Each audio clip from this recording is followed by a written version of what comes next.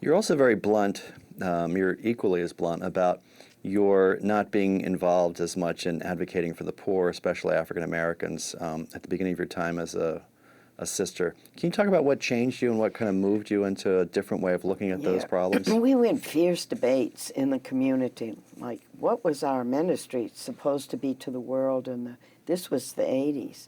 So we had sisters getting directly involved with poor people. We had sisters going down to Latin America. And I'd get up, we had like 2 camps, okay? I was the spiritual camp. Well, if the poor have God, they have everything.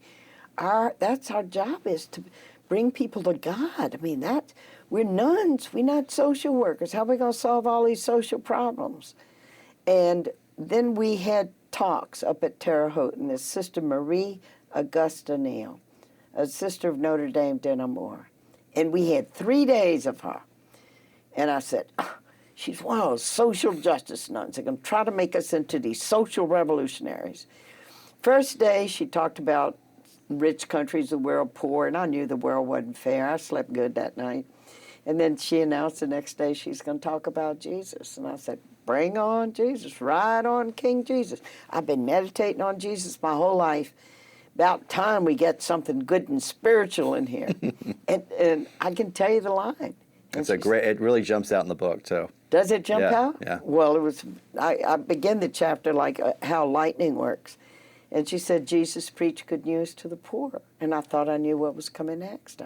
Oh, yeah, every hair of your head is numbered. God is like a daddy, Abba, how God holds you in the palm of his hand. And she said, integral to good news to poor people is that they will be poor no longer.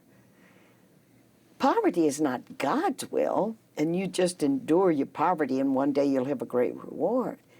That poor people have a right to dignity and have a right to resist the injustice that's making them poor. And I realized, I don't know one poor person.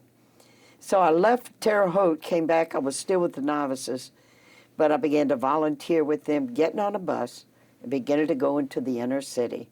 And then I finished with the novices and moved into the St. Thomas Housing Project. Hi, I'm Colleen Deli, the producer of Faith in Focus. You can see Sister Helen's full interview during Season 2 of the show. Just sign up for the weekly newsletter at the link below, and we'll send you the episode as soon as it's ready, along with bonus clips, podcasts, and spiritual writing from Father James Martin. And if you want more videos like this, subscribe to our YouTube channel. We'll see you next time on Faith in Focus.